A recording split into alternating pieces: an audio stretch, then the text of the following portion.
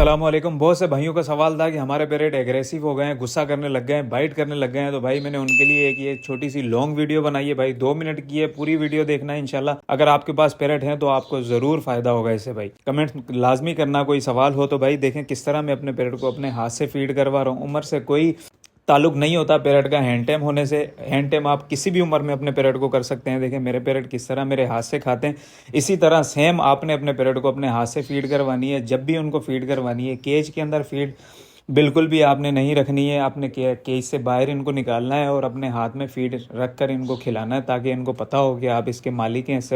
इससे बहुत फ़र्क पड़ता है पेरेट के ऊपर। पेरेट आपका आपसे मानूस हो जाता है, आपसे दोस्ती करने लग जाता है और आप पर भरोसा करने लग जाता है। और उसको पता होता है कि आपका हाथ जो है ना, वो मेरे लिए ख़तरा नहीं है। आपका हाथ मेरे लिए फीड है, आपका हाथ मेरे लिए खाना है। आप हैं तो मेरा खाना है भाई। इन चीज़ों से बहुत फ़र्क पड़ता है। अक्सर भाई कहते हैं यार हमारा पेरेट आलू बुखारा नहीं खाता। तो भाई आलू बुखारा अपने पेरेट को दिया करें, थोड़ा सा ऊपर से छील कर इसके मुंह के ऊपर लगाएं। सिलो सिलो कुछ दिन के अंदर आपका पेरेट आलू बुखारा भी खाने लग जाएगा। और गर्मी में आलू बुखारा इनके लिए बहुत ज़रूरी है भाई। जिस तरह हमारे लिए फ्रूट ज़रूरी है, उसी तरह सेम इनके लिए फ्रूट बहुत ज़रूरी है। गर्मी में अपने परिंदों को हर मौसम का जो नया फ्रूट आया हुआ होता है वो दिया करें। आप सब्जियां दिया करें इनको। ये सारी सब्जियां भी खाते हैं, सारा फ्रूट भी खाते हैं।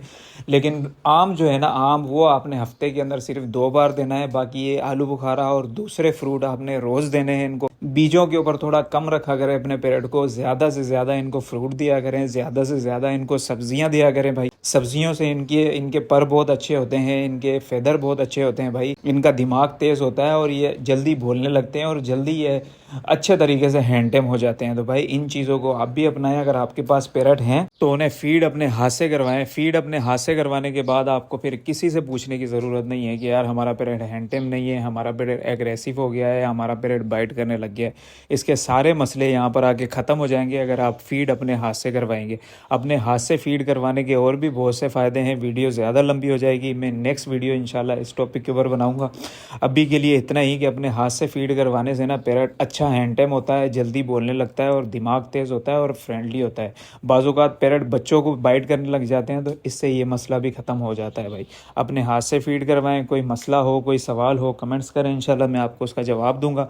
और अगर कोई सीरियस मसला हो तो इंशाल्लाह उसका आपके साथ मिलकर हल भी तलाश करेंगे। चैनल को सब्सक्राइब कर लें ताकि ऐसी मज़ेदार वीडियोज़ आप तक आती रहें। इंशाल्लाह रोज़ ब रोज़ मैं आपको ऐसी वीडियोज़ लाता रहूँगा आपके लिए। जज़ाकल्लाह।